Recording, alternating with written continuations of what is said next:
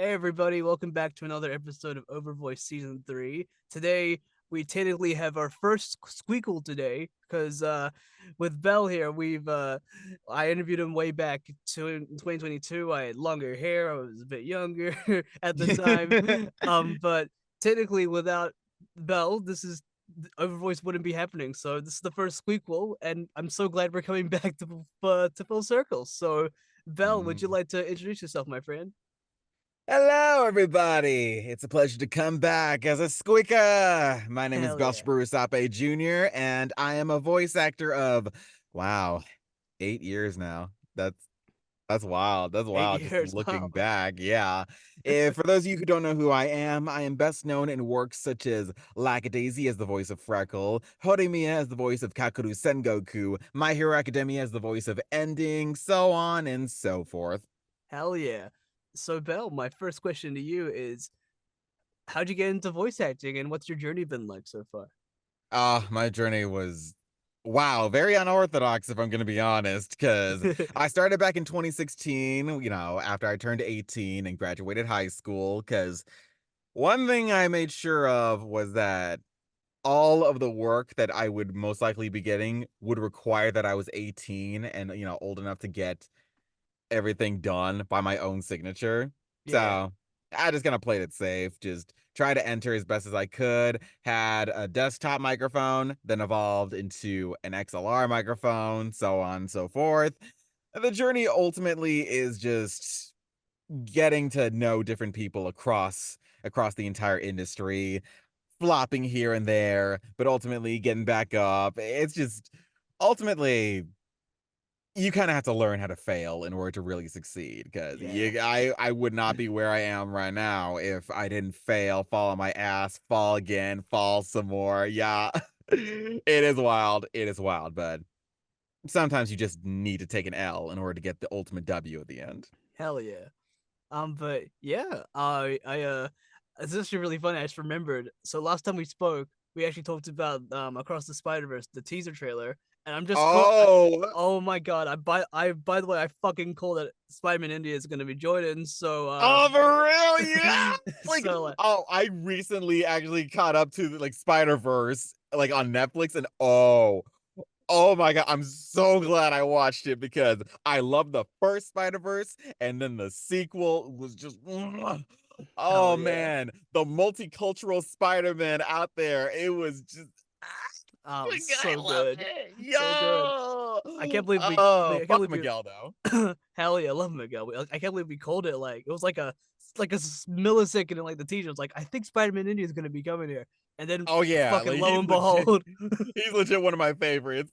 yeah, I love moving to the hope. Across what's the other one gonna be called? It's gonna be called Beyond the Spider Verse or something. I don't know. Ooh, I Um, wonder what it would be delving into though, because one thing is for sure, I know for a fact, like if I were Miles, I would not mess with like that whole Spider Verse crew. That yeah, straight up, yeah. Because honestly, okay, spoilers for anyone who's never watched Spider Verse, but since it's between us, if I was basically getting outcast and treated like crap by every other Spider-Man from a different timeline, and then they told me that I was an anomaly, that I shouldn't have been a Spider-Man.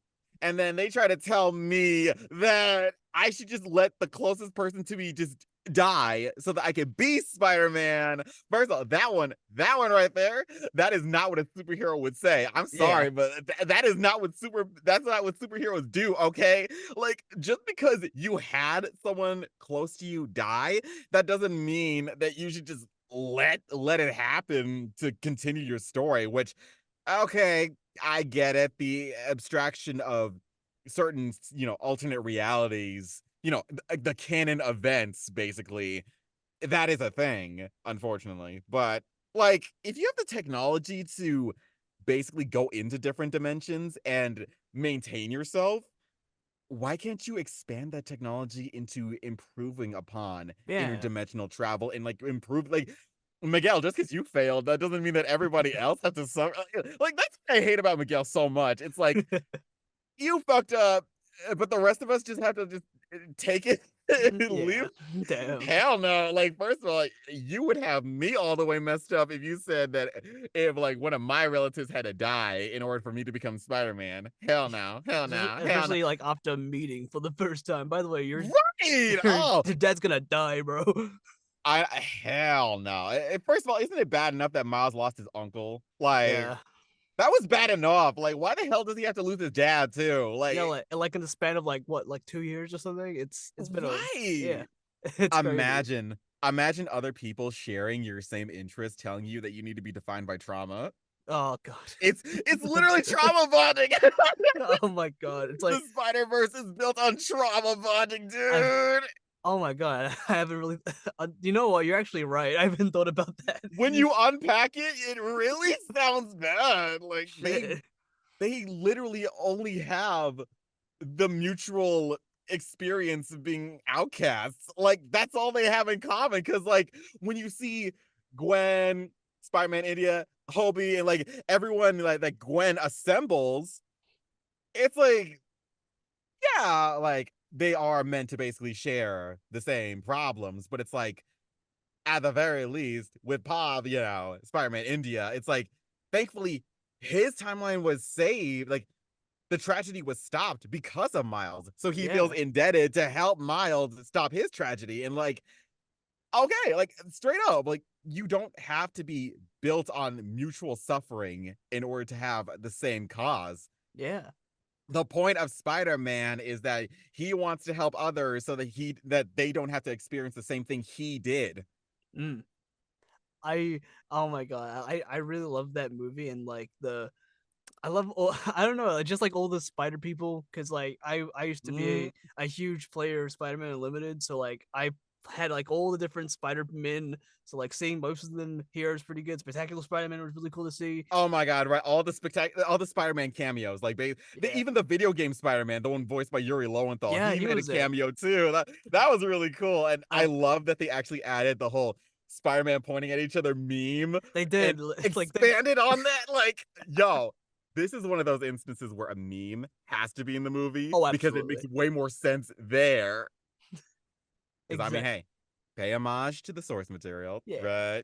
And then I think a couple of years before, I think it was like the live action Spider-Man did it as well, like Toby Maguire, Andrew, Oh and Tom. yeah, They did like like a picture that was like the three-way one. It was with the pointing. the Tom Holland movie where like they actually all came together. Yeah. So like I'm glad it's getting more like sort of like more like main technically is a canon event now. So yeah. I mean, yeah, basically. And by the way, the fact that Tobey Maguire and Andrew Garfield, they still got it. Like they Yeah. still got it as Spider-Man. And if anything, I feel like they were even better, like coming back to be like all three Spider-Men together. Yeah, Like that that was my makes sense. opinion.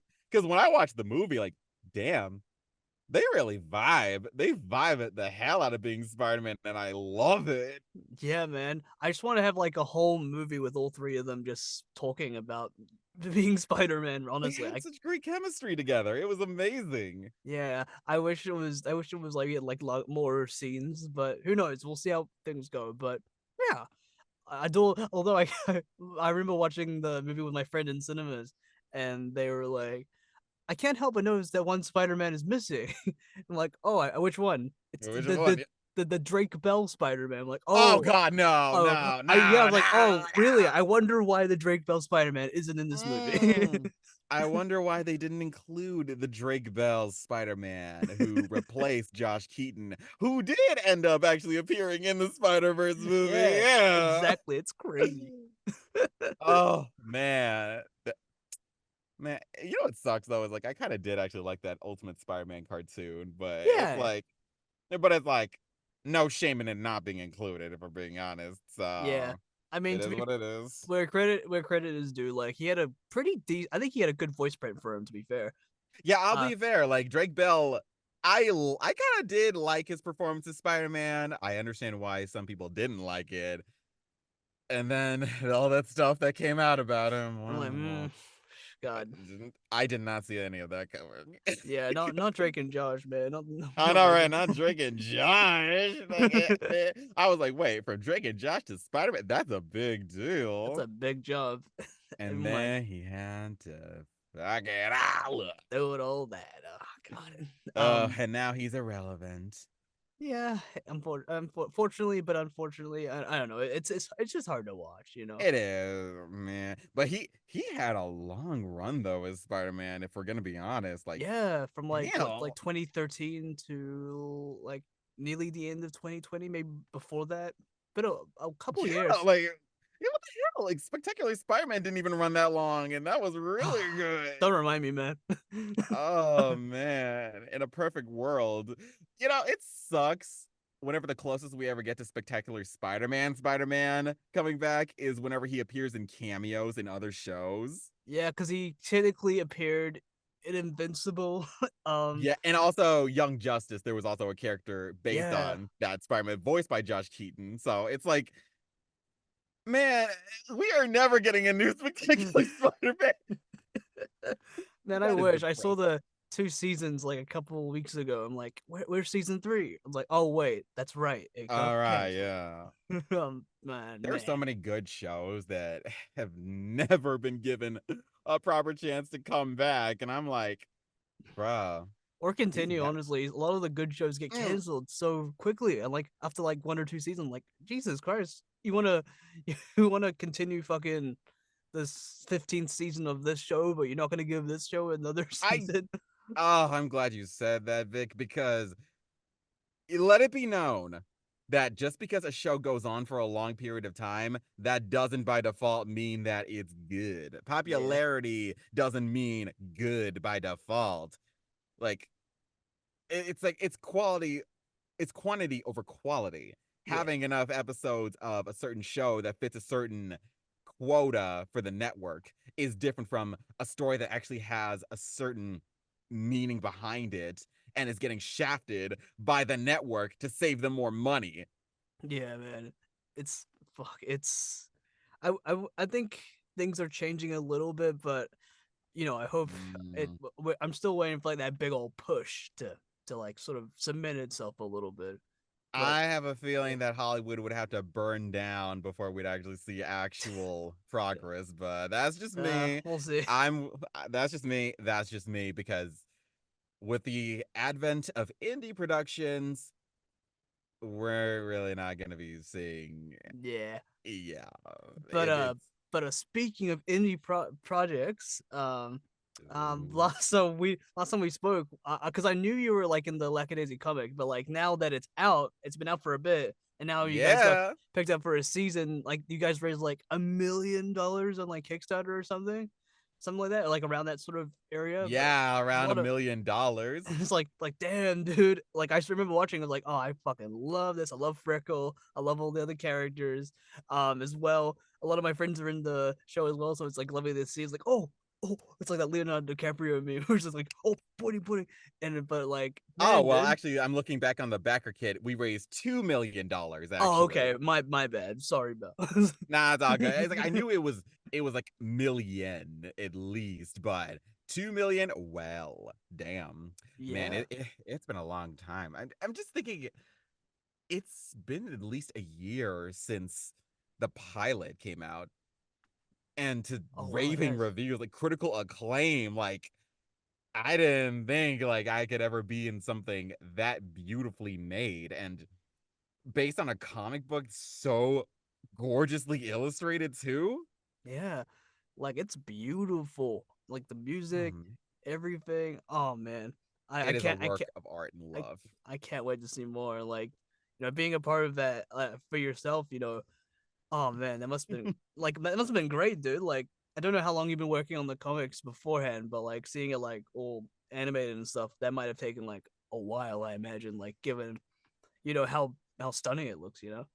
Well, to give a good timeline, I was cast in 2019 back when Fable did a little anonymous casting call on Twitter, and that's how I ended up finding out about it.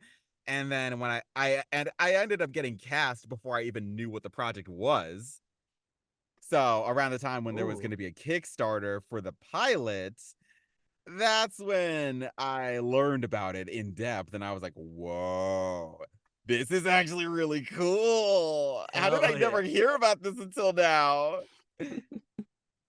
And man, like we then recorded in 2020, when the pandemic hit full circle. So, Mm. Oh yeah, the and pandemic. now thankfully that meant that we were all working from home anyway, so it kind of worked in our favor. Yeah. And it all sounded so good in the end. Like, oh man, I was recording with my Neumann TLM 102 back then. Ooh. I didn't even know there was a 102. They probably actually no, that makes make sense. Yeah, 102, the 102 is actually a really good microphone. Like Hell yeah. it costs way less than the 103, Oh, but it probably. has like a really sublime quality to it. I also, fun Hell fact, yeah. I also recorded Horimiya season 1 with the 102. Oh, that's right, because that was remote recording at the time, right? Yeah, like a rough.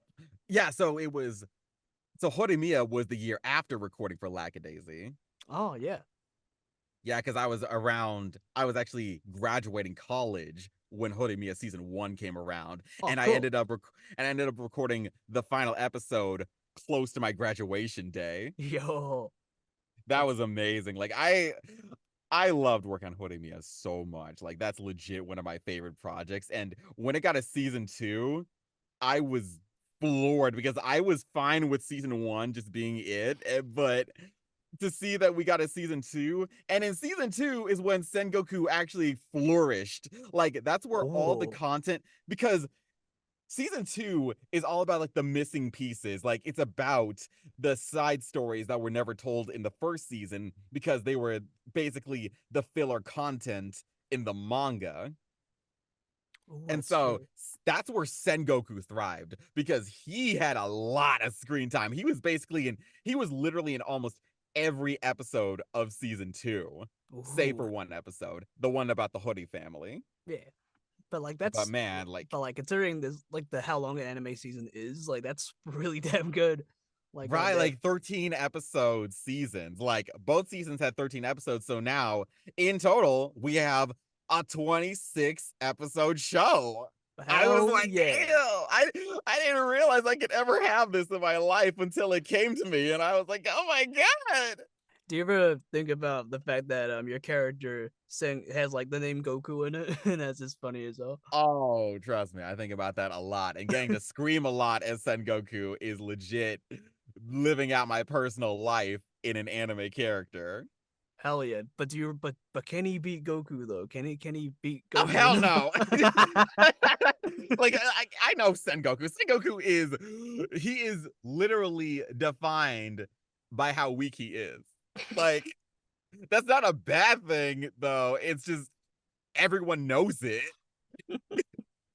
Damn, he's like the opposite of Goku in that Literally the sense. opposite of Goku, and it's like, but that's like that's kind of the strength of his character. He's known to be weak, but weakness is where your humanity really lies. Like he's mm. very hyper emotional. It's like, yeah, he's weak physically, but emotionally, like he has a lot to give. So, like everyone, like he's a wild card. Like he's really a wild card. Like I was surprised to see how many feelings Sengoku actually had stored in him. Because like socially, he tends to be like very aloof and like hard to read. Yeah, like he can be very awkward at times, but it's like overall, he knows that his job is to basically socialize and communicate and understand other people. But it's like, as a person in power, you can't always let yourself be weak or punched down on, like oftentimes. So when he yells, that's basically his power move. Like when because like he's a hyper emotional, sensitive being, and I love him Hell yeah. profusely for that. But it's because it's like when you're skinny, people look at you a certain way.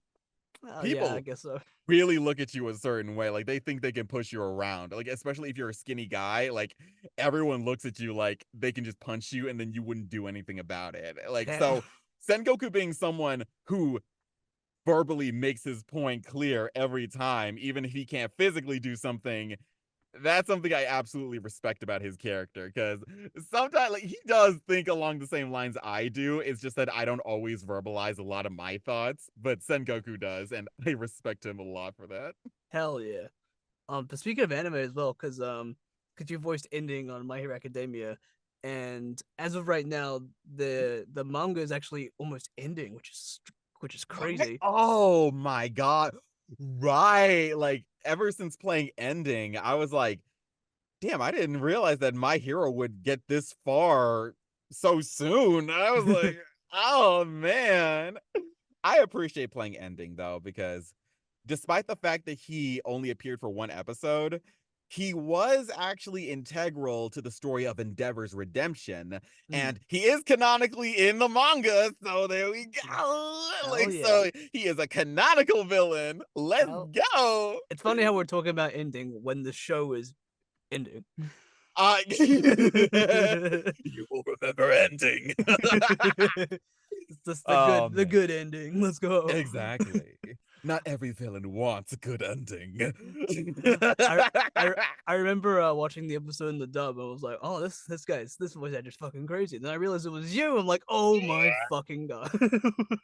Oh my god, a lot of people are always surprised when they hear certain voices from me, and I love it. You Because know, I don't know why. I had a feeling like I wanted to play a character like Ending so badly, but that was my chance, and I took it. hell yeah. And you did a great job, man. Thank you. Oh my god. The amount of people who know me more as Ending than most of my other characters, Loki irks me, but I still love it because I still love Ending as a character. It's like Yeah. that's something I don't know with anime. It's kind of weird. It's like you could do an entire show where you're in basically every single episode, but not many people know the show that you're in. Yeah. Meanwhile, you can be in one episode of one of the most popular shonen anime around, and then everyone suddenly remembers who you are. I'm like, because for the longest time before I was actually booking any other significant anime characters, Ending was one of my top roles. Hey. And I love him for it. I love the reputation he gave me because even an engineer at Bang Zoom, he recognized my performance and like he really loved it. I was like, that actually means a lot. Like Hell people in yeah. LA even heard my performance. Hell yeah. That's about I would say it's a good thing. But like I think That is nowadays though, I think you've done since ending, I think you've done like I know you've done like so many amazing more things since then. So like, you know, I think people will recognize you more than just the angry road guy, you know. the creepy guy who basically who wants the number one hero to kill him. Yeah. Which I think that's the closest I'll ever get to playing a yandere, but that's for another day. We'll see. Who knows? I know, Um right?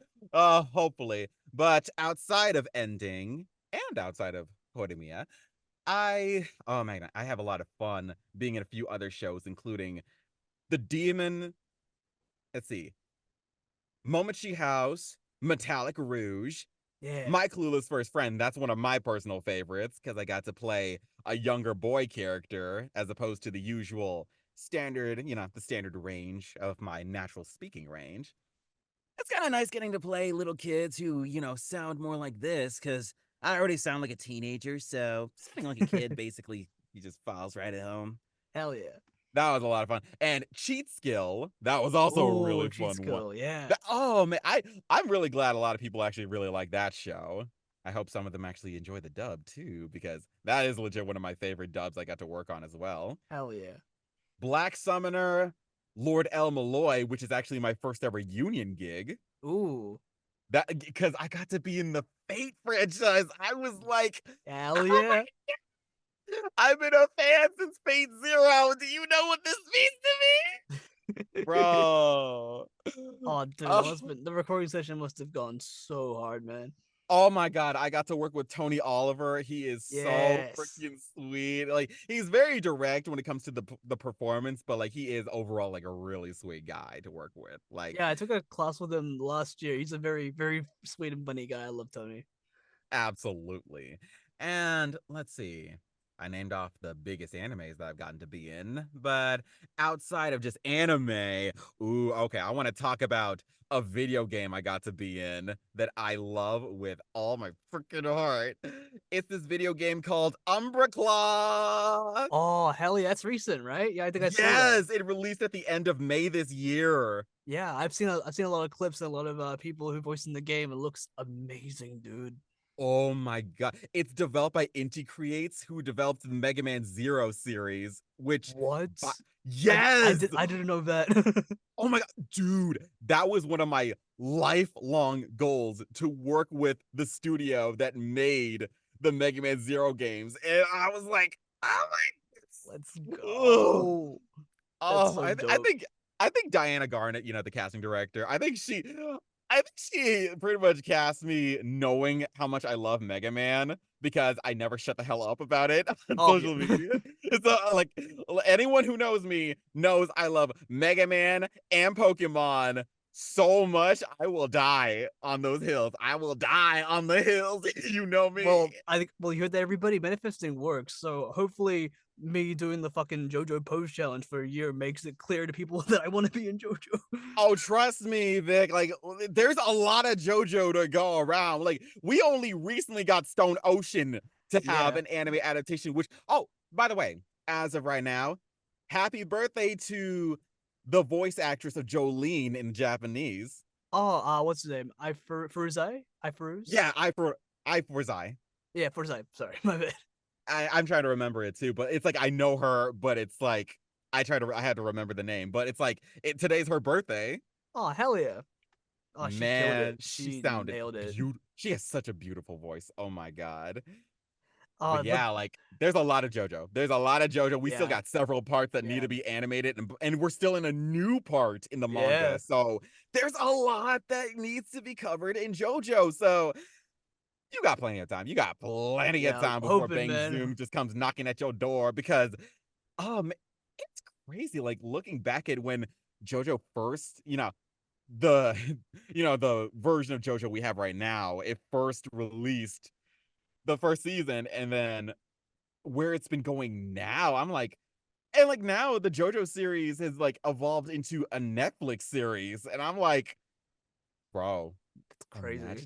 imagine getting to be in JoJo like that. Yeah, but also JoJo never come back to Netflix again, respectfully. Uh, oh man.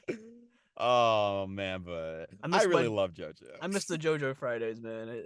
Netflix took it away from me, Oh, but it's okay. At least we had like the episodes in like batches. That was I actually didn't mind that so much. It was all good. I could binge the whole thing in a day or maybe 2 days.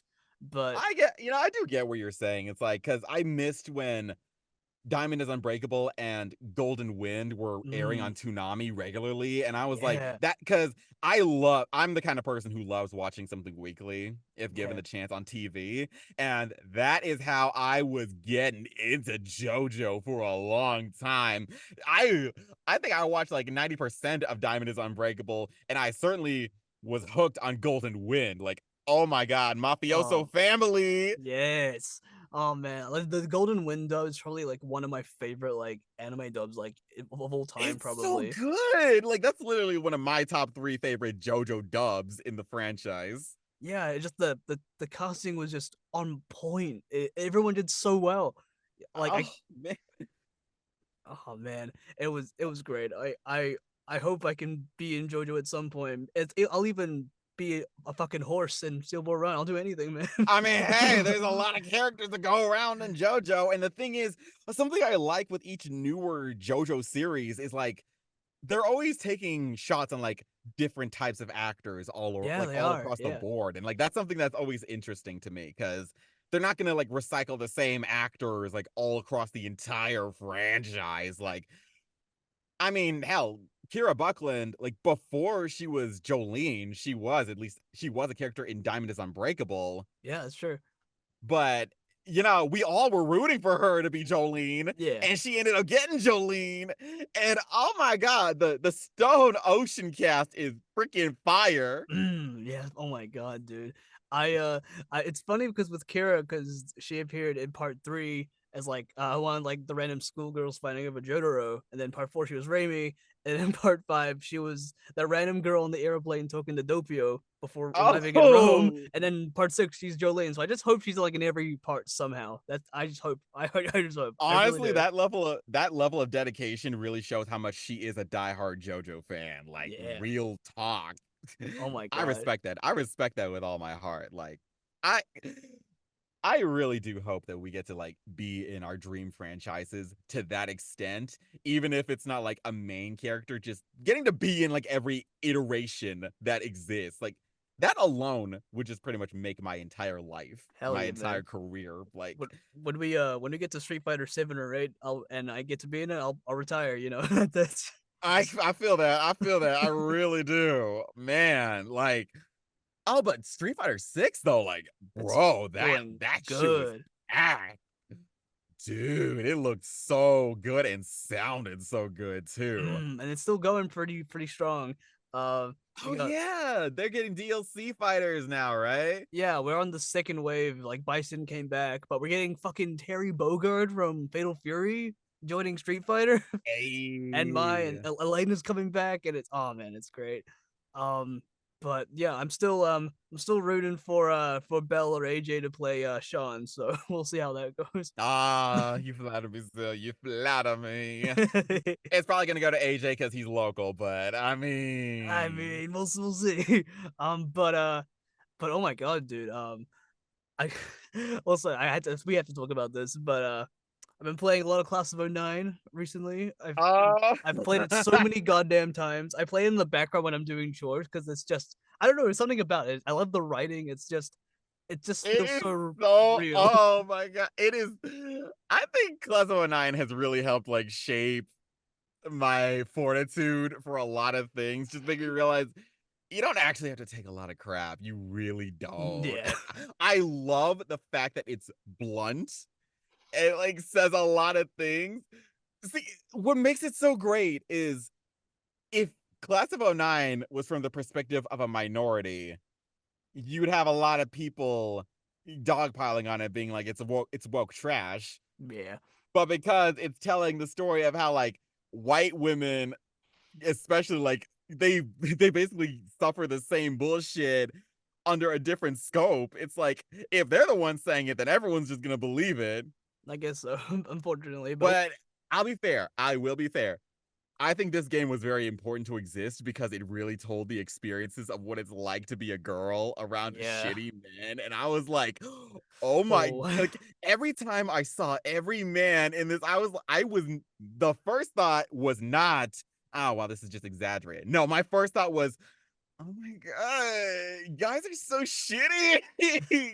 And it's like Bro, I know fucking like half of the guys I knew back in high school or like even in middle school, I was like, oh my god, this is so true to life. It hurts. bro, I And had it's so many fucking Crispins in my high school, man. It's oh oh, my god, it's Crispin sucked. Oh, I hate him so I hate Crispin so much. I hate him. I hate him so much.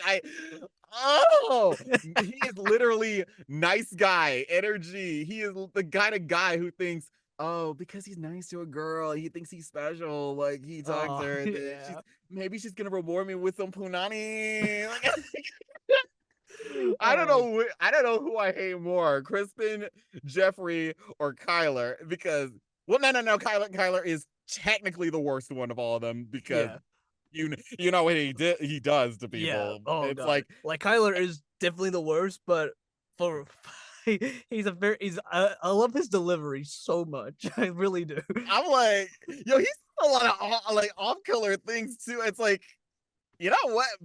Why do we not have a lot of other? Why do we not have a character who's like outwardly saying all this shit so we could be like, this is what y'all sound like. This is what y'all sound like when you behave like this. Yeah.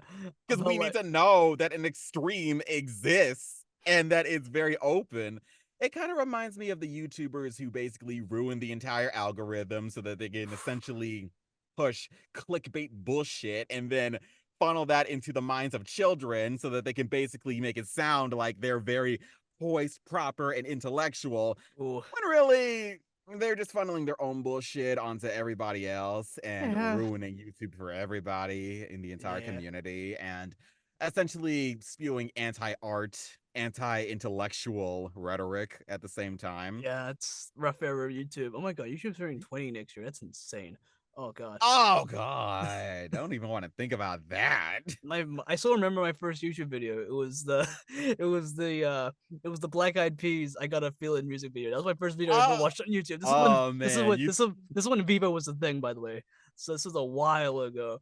I remember back in the day when full episodes of anime used to air on YouTube, and like Yeah. Oh my that was god. amazing. That was kind of amazing, but I get why you couldn't do Yeah, that. it's not, it's more, it's like it's very monetizable nowadays. So like I understand why they do it, but like I miss old YouTube sometimes. I I still think about it know. all the time. Bro, I know, but there's a lot of things that cannot fly now that flew Oh. way too hard back then. Mm. Oh man.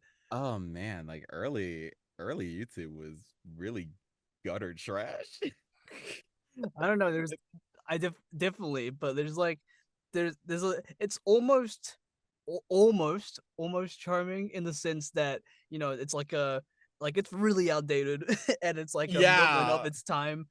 So part of it's like, okay, definitely you cannot say any of this nowadays, but Yeah, exactly. I y- think that's what makes Class of '09 stand out because it's emblematic of that time period and yeah, how, there were certain things that were really like were totally acceptable and fine back then. But it's like when you look back at it now, it's like, oh my God. Like you people would just say this so casually. Ugh. insane. Just out of curiosity, because I'm probably gonna be playing Class of '09 in the background again. So, but just to make Mhm. sure I keep my ear out, because I know you're in the additional voices, and so is Aaron. Yeah, I play some And background voices. You'll know when you hear me at least once or twice between the games. Okay, I'll let you know that I do a I do a huge scream of oh shit. oh, I think I might know which scene that is. I will Oh, I will go back and listen it to it. involves Kyler Oh, and the it's when he, rooftop. oh, it's yeah, it's that one where he jumps off and tries to kill himself. That one. Yeah, I say the oh shit twice in the background. Oh my god, that scene is crazy because I look back at that scene, I was like, wow, this is actually way funnier when you watch it back. Because like when we were recording the additional voices, we didn't get the okay, we were given a loose context, but because we didn't know anything about the game itself, it was kind of weird. Like we were just kind of like doing the voices offhandedly. It's like here is the context that you have to give, so you kind of have to work off of that with yeah, no visual aid. But I mean, it worked out anyway, because when you actually listen to how the background ambience like exemplifies the surrealness of this universe, it really it does makes me help. Yeah. it makes me realize like, wow, people do not give background voices a lot of credit. Like they really honestly, they are pretty much the laugh track. They are the laugh track Yeah. equivalent in the game. And it's like, you needed that. You need that kind of thing to be like, okay, you need to know that there are people in this audience who are responding to Nicole's bullshit or Jekka's bullshit or the teacher's bullshit or like literally there's always someone responding unless it's like a very heavy scene Mm. where it's like only like one or two people really like interacting with each other. But like in a group environment, it really does like sort of like help in that sort of realism.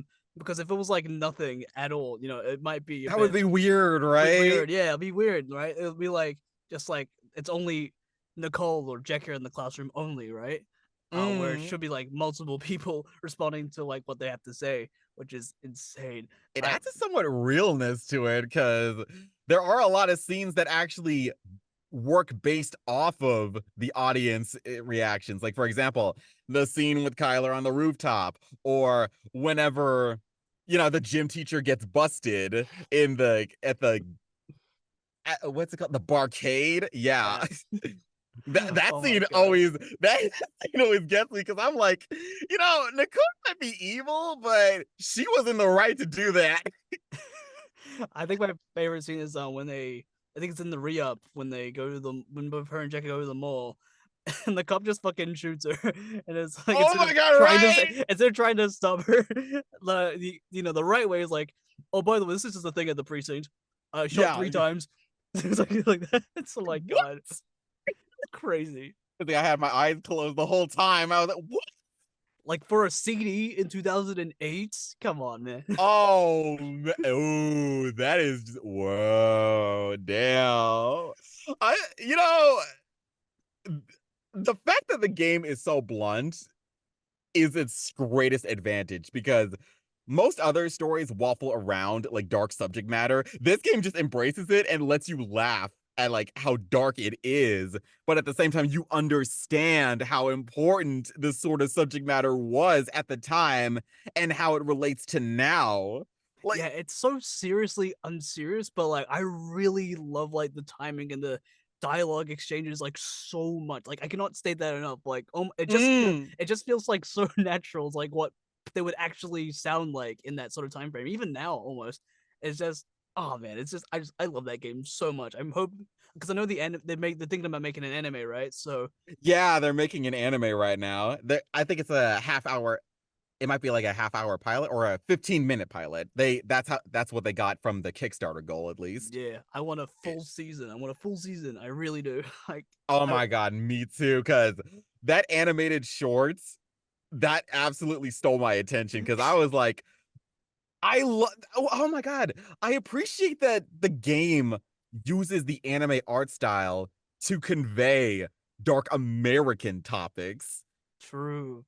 And you know what? I think that's like a clever marketing strategy. Like you use the allure of anime and visual novels to lure people into the opposite of what you would normally get from anime and visual novels. Like it really subverted everything by giving it an Americanized interpretation of what life is like as an American versus like the idealized, sensationalized version that you would often see in a Japanese visual novel. Yeah.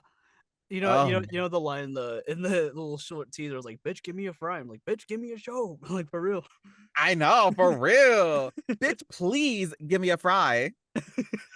The dialogue is written like people actually talking to each other in real life. And that's what shocks me because you would never find this kind of dialogue in most other projects. I swear. Like It requ- I want to be in the writing room when they write all this shit. Like for real. I really want to know how exactly they they come up with this. Like really do. Oh man. But I think one of my favorite things about the game is easily like Nicole herself. Like Yeah. the first game, it illustrates like how Nicole is pretty much at the mercy of other people and like you have to navigate around all that. Like Yeah. that's pretty much the core of the game.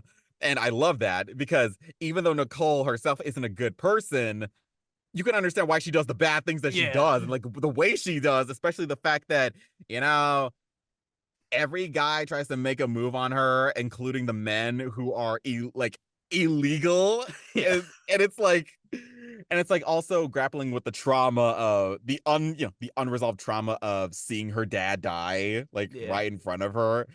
It's like a lot of things she makes it seem like they unfaze her, but It they really don't does. phase her. But it's like uh she just basically rewired a lot of her like her sensory motors to really stop feeling like the Yeah. fact that you're trying to stop feeling means that you do care in Yeah. some way. It's You just just that you're not really you projecting that in that sort of way. right, it's like the fact that she's using drugs to escape from having emotions, like she mentions all the time, like she's trying to find a way not to really feel. And a line that I think really summarizes Nicole, even from her mouth, is like, I still haven't found a drug where I can function properly. It Oh was my like god. Yeah. because Jekka in the re-up is addicted to smoking. Mm. And so it's like, I can't even function without this anymore. And Nicole says that line in response. Cause it's like, oh man, she is busted. Like her life does suck though. Like I feel so bad for her. Yeah. But She's miserable. Like yeah, God, but I'm her hoping. brother is her brother's a creep. Her Oh, mom is the worst human being on the planet. Her mom sucks. but I feel so bad for her mom sometimes. I really do. But Kinda like if you had a daughter like Nicole, like you would be angry all the time. But I kind of don't feel bad for her because she also abuses her prescriptions and yeah, constantly neglects her daughter at the same time, especially when she doesn't give that same kind of energy to her son who's been coasting off of her for years, like long before Nicole has been born. It's like, you know, I think a lot of women do not want to have daughters, and she seems like one of those moms. Oh my god. But yeah, my that was a really nice. I love the game so much. I can't wait I to see the love anime. it. I Oh really my do. god, the white supremacist route. Oh Oh man. my god. I I appreciate that they actually educated people on what white nationalism and white supremacy is without victimizing black people in the process of it. Like Yeah. it's like you can show what they believe in and how they go about it and what it looks like without actually needing a target. Like, you know? Wait a minute. I just realized there's no people of color in class of '09. I think that's the point though, because it Yeah. shows how white that school is. It's all white people. Like, if you've never seen a person of color, let that sink in how white they are. Oh wow. That's changed everything. That really is. I'm gonna like. I don't think there's a single one. Wow. No, That. and Kyler, and you think if there was a black person at that school that Kyler wouldn't have gotten his ass beat? Oh no. Absolutely. Exact, because Kyler is racist as hell. He Yeah. is a racist, a homophobe, and a turbo misogynist. Like, Like. cannot say how misogynistic he is, but if you know, you Yeah. know, like Yeah. my favorite Jekka line to this day is when she basically was just talking about how great it was that Kyler was dead. Like, I know it's bad because he's dead or whatever, but like, honestly, fuck him. He was an asshole. The world's better on. Like, I was like, this character writing changed me because I was like, man, why aren't we talking like this? Because, like, bro, you do not just because someone shitty died, that doesn't mean you have to feel bad for them. For real. Oh my Because, like, god. oh my god, because Jekka knew Kyler before Nicole did, Mm. years before Nicole did. So she was around, like, for all his worst stuff. So when she says that, she's not just saying that offhandedly. She's saying that, like, personally. Yeah, He because was she's seen him consistently not change. So it's like, you know what? Fuck. exactly. And it's like he still brags about like what he did to one girl. And I was like, bro, the fact that he still talks about that like it was a bonus, like I was just Oh, like, bro, that choice. I know that the choice that you could use was leads to a bad ending, but it's like we don't hang out with you know what, bitch. Like, we oh don't my hang god. out with hang out with grapists. Like, Oh my god. Oh Jesus Christ. oh man, this game is dark, but it's like I'm the thing I love the most is like it doesn't make you feel bad for the shittiest people. Like it shows you maybe why they act shitty. Like I understand why Jeffrey acts the way he does in like his very kill all humans energy, but like I don't feel bad for him. Like Like, he's a pick me. oh yeah, It's absolutely. like he literally like he fawns over everybody just to get basic attention. Bro, he's still like the cold cult tells him to kill himself all the time, and he still wants. Literally all He the tries to time. be friends. He still he tries to be literally friends. seeks, he literally seeks female validation, and it's so disgusting. Like the Uh, one time I actually did feel bad for him was when he actually got a girl to notice him and oh talk. yeah. Oh my god.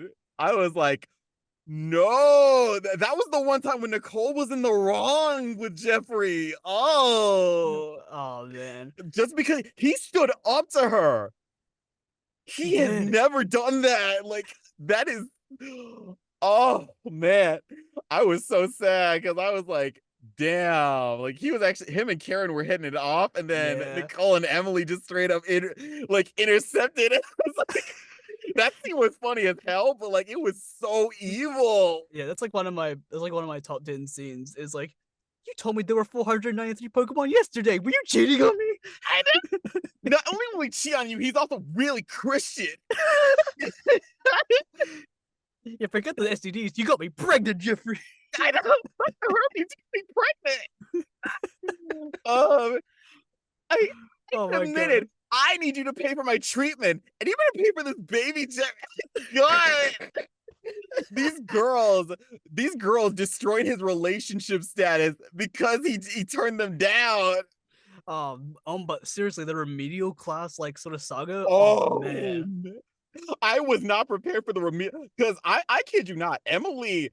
When Emily started showing like her full self in the re-up, like she actually kind of scared me. Mm, Like oh my god, her specific ending actually had me like gave me goosebumps yeah, because for real. I was not prepared for that. But I look back at it hilariously, but oh man, I still get I was so shook at the time when I was first running through that. I was like, whoa. I remember playing Class of '09, and then Miss Ames, she was played by Anyako. Yeah. I didn't know she played Nobara in Jujutsu Kaisen because I watched Jujutsu Kaisen literally a couple months ago. I caught up to it very late, so I knew Anyako from Class of '09 first, and then Jujutsu Ah. Kaisen. Don't you just love it when indie video games bring in anime voice actors and it's like Yeah, the acting is so good. It's like all of these people could prosper vehemently in prelay production if given the opportunity. yeah, for real. But it sucks when a lot of that opportunity goes to celebrity talent. I remember seeing like Tiana Camacho in a couple prelay stuff. She's so good. Oh my She is absolutely wicked. Like I love Tiana so much. And she voices Megan, who, man, I hate yeah. that bitch. Oh. I see. I have a love hate relationship with Meg. I feel like because she's a drama Oh. kid, so I'm obviously gonna be a bit biased. But like she's very tantrumy. So I'm She like, is such a control freak ass. Oh my god. oh my god, that fucking round. Those I feel so bad. I feel so bad for her. I really do. But like, she kind of deserved it. I'm sorry, man.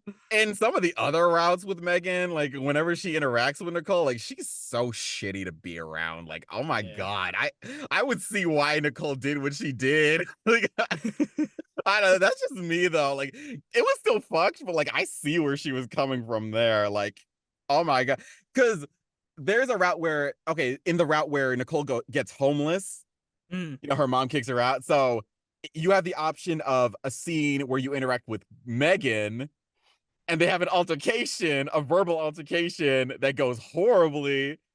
And then the next time Megan sees Nicole at the campus trying to do a car wash, yeah. it like she almost gets busted. So Nicole almost busts the coach, but because Megan is so spiteful, she looks the other way Like I didn't when see the coach anything. is trying to flirt with Nicole. It was like, you would actually let a girl get like assaulted because your ego got shattered. Oh, Oh, oh you deserved what you no. got in that ending. Nah, I'm You know sorry. Like, what? Fair enough. You know what? I don't like Megan. I really don't fucking like Megan. I love Megan, but we love Tiana. I know, right? Like Tiana is beautiful and perfect and good in everything that she does. But Megan, Megan, fuck her. Like, oh my god. Like Megan, Nicole's mom, and I don't know who else like in terms of like the female characters is worse than those two. Like yeah, honestly, it's those two. I genuinely it feel. really is those two. They suck. Like, oh man, I love Marissa Lenti so much as the Yeah, mom. Like, that performance deserves an they award killed it. too. They killed it. They really did. But it's like, yo, Nicole's mom is a narcissist. Like, if Nicole is a sociopath, her mom is a narcissist. Bell, my last question for you, homie, is what keeps you going, my dude? Ah, see, this is the tricky question. Well, I just naturally have a lot of energy, and I tend to use it to just burn off on creative endeavors. So whatever really piques my interest, I just go for it. The voiceover has just been that one thing that, as a kid, I always thought was so cool. Like I always wanted to be, I always wanted to be fictional characters. Like I always wanted to like do creative things all the time. Like as a kid, I was always drawing. As a kid, I was always playing video games. As a kid, I was always like trying to do new things all at once. And over time, it's something that has evolved for me. Like I've become an artist. I've become a better artist over time. I've dabbled into graphic design and I have a business for convention banners and all that stuff.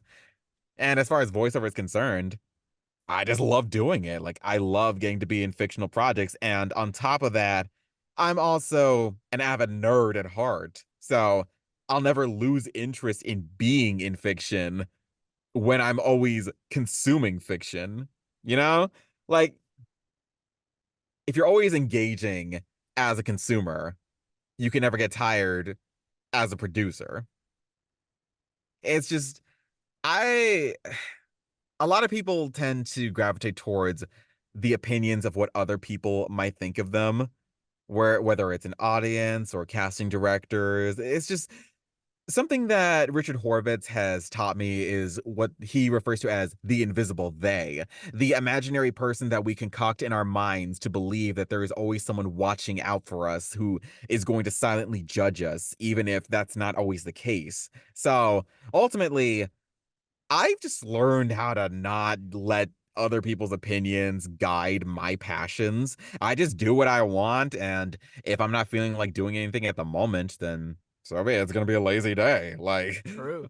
sometimes I just mope about and lay around doing my own thing, and if I feel like it, just play some online games just to like get my feel for life. But yeah, it's like have interest outside of voiceover, have interest outside of work in general. Like it's oddly therapeutic to do cleaning as well as going outside, but in Texas weather right now, be careful because it is scorching like a bitch. Damn, it is winter over here, so it's very cold, man. Oh, lucky. I don't know about that. I am freezing. Oh, I'm freezing Lord. so much. Oh my god. We're like think we're very close to Antarctica, so like we're very cold. Oh, yeah, okay. God hates us. Yeah. Come on. Give us something to Nature eat, is man. not our friend. Yeah. I mean, But to but be fair, we're killing the planet, so I guess this is our comeuppance. it's okay. I don't and plus we don't get sunburned, so it's fine. I'll take it. See, that is where you're lucky. Oh, you don't oh you get sunburned? Really? Well, I don't, but I sometimes I get eczema, so I used to have eczema too. So mm. there, it just kind of went away for some reason. But it used to be really bad in the past. It was crazy. I don't I mean, know. nowadays I don't have to worry too much about eczema. The worst thing I have to worry about is heat exhaustion because, Oh oh yeah, my God, especially in Texas, it can get hot. yeah. Like I This don't. summer is not looking I good. I always hear Texas is super hot. I need to go over there and see it for myself. I hear It's like it it's gets hotter every year sometimes. damn, Like, wow. damn, Like this June, no joke, we had like an influx, like day to day of it was storming. Then it would be hot. Then it would storm again. And then damn, hot for like 2 weeks straight. And I was like, damn. That sounds like New Zealand weather. Goddamn. oh wow. So actually we're basically experiencing the same turmoil in terms of the weather. God. Yeah, it's for real. It's like the light side and the dark side. Like one side's sunny, the other's like stormy, raining. It's crazy. And It's when like you're on the opposite side of the world, things just sort of happen. yeah, the weather just has mood swings over here. You never know. I know, right? But yeah. I also wanted to say this question kind of came up in the moment, but Mhm. do you have any pieces of advice that you want to give to voice actors who are starting out, or voice actors who are currently in their journey? Hmm. I guess the best advice I can really give is don't feel like you have to rush yourself. Don't feel like you need to get to a certain level of success like at where you are right now because a pitfall a lot of us fall into is this idea that oh, because we see a lot of younger people getting their crown, getting their flowers like very early on into their careers, like that means oh man, well I feel bad because I didn't get relevant until a certain point in my life. And I'm like, that's okay. That's okay. Like, you don't have to strive to be popular or successful or famous. Like, if you're doing well, that's all that matters. If you're having fun, that's also all that really matters. Because if you're a hobbyist, like, you don't have to go professional with it. And likewise, if you're professional, you don't have to stop having fun being a voiceover actor because success doesn't get to the same threshold for everyone at the same time. Like, because keep in mind, a good example is Lenny Manella. She is absolutely incredible voice actress, but I don't think a lot of people realize she's in her 70s now. She started voiceover when she was like late 30s, early 40s. Wow. Yeah, she started like pretty late. Like, so keep in mind, it's never too late for you to start voiceover. It's never too late to continue doing what you love. So it's just all a matter of finding your own passion in your craft and just continuing on with that. And don't let the opinions or journeys of other people sway you, Yeah, because for real. that's when you get into your head and then you start to get toxic and envious and just undesirable. Because Yeah.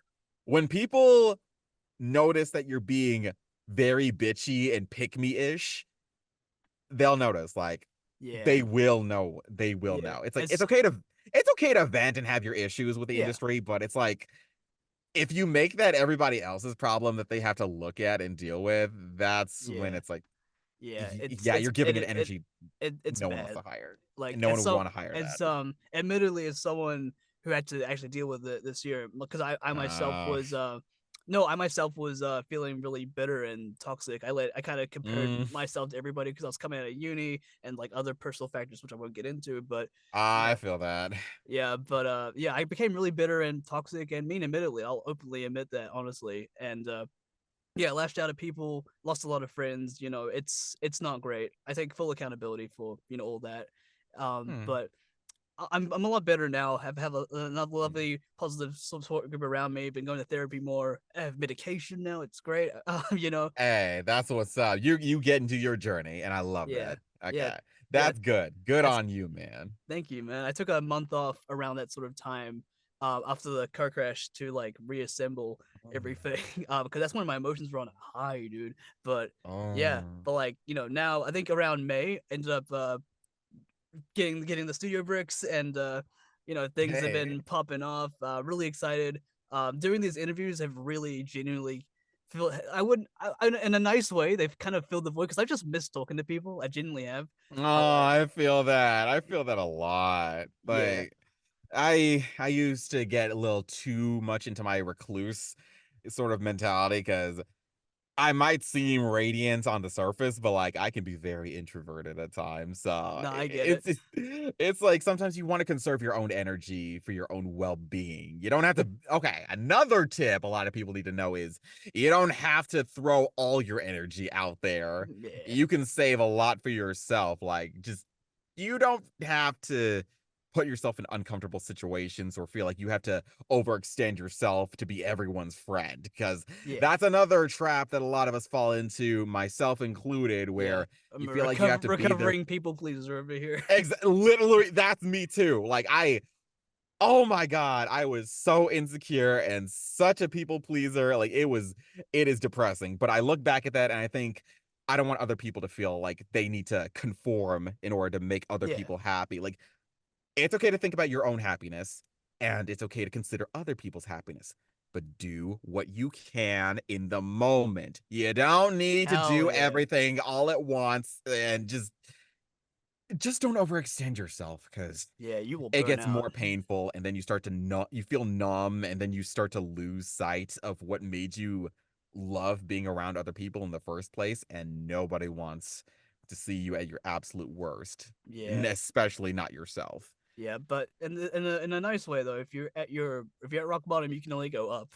So you just gotta That is true keep going. too. You gotta keep going. But like it sucks. It does suck when you have to get to those levels. As someone who's been it's been like a couple of months since like all that. So like I'm definitely a different person now, more positive now, back pretty much back to normal how I used to be in a good way. I love it. And then some.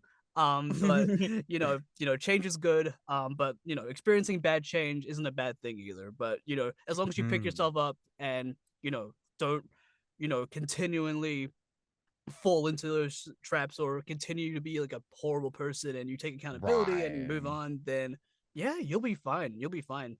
You'll you'll sleep a lot better at night and all that. Absolutely. And I think a lot of people need to hear this in general, not just in voiceover, but it's okay to make mistakes. It's okay to just be like, I am no longer the person I was before, or I did something dumb in the moment, but I can use this as a learning experience. Like, Yeah. do you know how many times people often, even a lot of people who've been in the industry way longer than I have, kind of make like the same mistake? Like, they make a mistake and it's like, okay, well, I'm gonna learn for better, but Yeah, it happens. Like it happens, you know. stuff happens. Like we all do dumb things, and it's okay to look past that if it means that you become a better you tomorrow. Yeah, this Like I'm 22. Like I turned 22 recently, but I acknowledge that I'm fairly youngish, but yeah, you're but still really young, so you got a lot of time on your I've hands. got a lot more mistakes to make, so I've kind of like given myself that Exactly. grace. But I definitely think in a nice way, like I think making those mistakes it is a good thing in the long run because never to like ever get that bad again. You know what I mean? Exactly, because sometimes you think you would never be the person who makes that mistake, but Yeah, give it time. If you ever do, then don't beat yourself too much exactly. about it, because we get into our heads a lot, and if you feel like you failed once and it's like the end of the world, Hmm. it can really damage you. Yeah, So just be more forgiving to yourself. Be yeah, more open to the fact that I messed up, but it's not going to keep me down. I exactly. am going to be better in the future, but there was a there was a lapse in judgment at that moment, and I am going to look into doing better going forward. Hell yeah. And 'Cause honestly, give yourself breaks.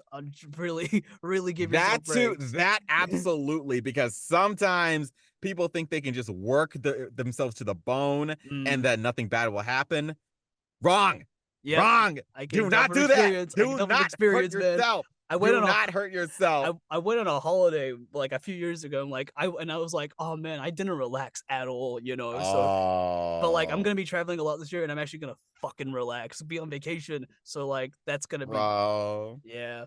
But like, Treat uh, yourself. yeah, man, vacation's gonna be so good, man. Like my first solo trip outside New Zealand's gonna be this year. I'm so excited. Oh my god, dude, have fun. Thank That you, is gonna be man. so Yeah, good. I'm gonna be off to Australia around October. So that's gonna be really fun.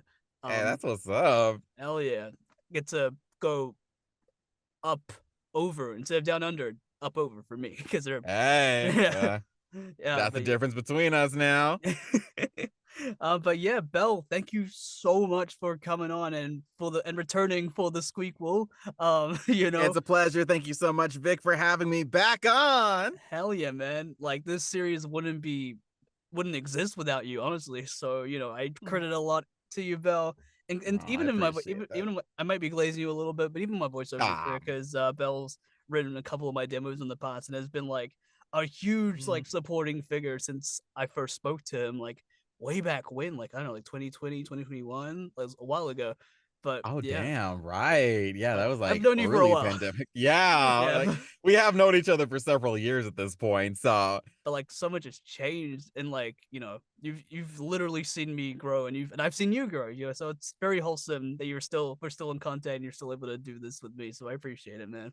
hey, no problem, man. And I'm glad you got to you're pretty much living your life, enjoying yourself to the fullest. And hey, difference between back then and now was that we're both in booths right now getting to Hell like fucking record and yeah. interview. Like, bro, this is growth. This is growth right here. Like, Hell look yeah, at where we are right now. come Oh on. my god, we are not the same people as when we started. See, Damn fucking circles right. back, circles back, circles back right there. Hell yeah. uh, Another thing people need to learn is it's okay to have an ambition, but strive for it in a realistic pace. You don't Yeah, have to get to it at the same rate as everybody else, because otherwise you're going to be hurting yourselves in the process. So exactly. if you uh, there is going to be a stage where you realize, man, I used to suck. Like I realized that for myself. Like I look back and I'm like, hmm, I liked that, but I feel like I can do better now. yeah, Like that's the nicest you can be to yourself. Like I feel good about this, but I feel like I could do better now that I know what I was falling behind on. And on that note, last tip, just celebrate your wins. Like be yeah, proud of what you have accomplished. Don't worry about what other people are doing. Be happy with what you have and what you've been able to do, because oftentimes you have to be your own biggest cheerleader. So Hell yeah. Anything you like, it doesn't have to be something that you celebrate with everybody else. It has to be something you personally enjoy and that you feel proud about. Because for me personally, it's the fact that I've gotten to be in a few projects that have physical merchandise that Yes. I was able to either get for free or that I was able to manage to buy and am currently waiting for one of them because Ooh. I ordered a physical DVD release copy of Cheat Skill and Lord El Malloy. Hell yeah. Those came in the mail recently, and I'm like, Yes. I'm and I am waiting for a specific limited edition of a video game that I talked about that I was Ooh. in. Okay. So All right. straight from Japan, by the way. Oh, all right. Apparently how it works is the website I ordered it from was Play Asia, where Mm. it comes from Hong Kong, which means that you're most likely not going to get any word back until they actually ship to the United States. So that's it should have shipped today, but here's hoping Fingers that crossed. I know, fingers crossed, because they only have a physical copy of Umbra Claw in Japanese, Mm. but you know, language wise, it works in all languages. So it's a physical copy that works internationally. So don't True. worry. Hell Like yeah. they already gave me a free copy of the digital version, and I played through that like 3 times at least. Nice. So I'm not stressed on that. Like I love that game ritualistically. But It's like having just it physical is different, you know. exactly. It's like I don't care if this came straight from Japan. Like I'm in this game. Hell yeah. You can put on Like, the bruh. shelf. You can put on the shelf next to like Duke Nukem or something. I don't know, but whatever Hey, games you play. I have a collection of my work-related memorabilia. So better believe that's how I Yes. celebrate myself. Because I'm not gonna be out here being a depressed bitch being like, man, I'm so lame. I have no talent. Like I can't do anything. I know I can do something. It's just sometimes you don't feel appreciated for your craft. And hey, that's realistic. Yeah, Yeah, everybody feels that way. And it that's what happens. everyone is feeling at times, especially since this summer is really dry in terms of work related inquiries. Yeah, for real. So Yeah. it But it'll get sucks right but it, now. but it'll get better, you know. It's not Yeah, gonna it's exactly. not gonna be, you know, dry forever, you know. Exactly. Dry periods happen and it's natural for everybody. So if you're experiencing a work drought, that means you're one of us. Hell So yeah, come get ready on. to stay for that one. So whenever I'm not voice acting, I'm either going outside or playing video games or watching different types of media across the board. I'm Or so glad you touched grass. That's amazing. I know, right? Or, and this is my favorite thing to do, I like to draw. Yeah. I love to get into digital artwork. I love doing graphic design whenever I can, but drawing, especially like characters, that is my jam. And Yes. I used to care about the idea of, oh, maybe other people can see my drawings publicly, but nah, like over the years, I'm just like, you know what? I only share it privately in like Discord groups and stuff like True. that. I don't even care about like if anyone else sees it. Like I love my artwork. I love the growth that I've experienced my whole life being an artist, and I just do it for me. Like honestly, sometimes you just need that one thing that's for yourself, whether it's a hobby like gardening or fishing or driving or like anything. Yeah. For me Something it's complete for being me it's detached. yeah, for me it's driving and pottery. Hey, there we go. You You should know, try it. You should try pottery. It's so much fun. I encourage it. I really do. oh man, I haven't done like anything clay related like since I think elementary school. Yeah, like Ooh. Yeah. because like that was so much fun. Like you get to actually like craft something yourself with your own hands, and then like Yeah. you put it in an oven and then like paint it and glaze it. It's so cool. Like I highly recommend it too. Like Yeah. if you can make something, like just make anything. Like Literally it anything. Yeah. it doesn't have to be anything for profit. It's literally for yourself. Like just have a hobby that is for yourself because if you do everything for validation or work or clout, you're Yeah. gonna be in for a rough ride. Yeah. And yeah, for real. Mm, But yeah, I've got another question for you, Belle. yes, Which please. which voice actors would you personally want to see here in the OverVoice hot seat next? God damn, that's a hard I'm one, putting you on the man. spot right now. I know, right? Who have you already had that I would most likely name first? Oh, who? Ooh, good question. Yeah, answering a question with a question. Well, Shakira, I did an interview with them, well, God damn it. Okay. way back in 2022. Um, haven't done AJ yet. Would be nice. I actually met AJ and Daenerys last year in person. They were really fun. Um, Hey. and this was before they proposed. So yeah, who knows? All Yeah, right. Yeah. Man, I'm yeah, so happy for them. I love how far they've come. Like, oh my God. hell yeah. Apart from them, I don't think I could name anybody else that I know of at this point. I'm putting myself on the spot here too. Okay, well, a few that I might name. Okay, let me give at least five names I could try. Oh, that's plenty. Yeah.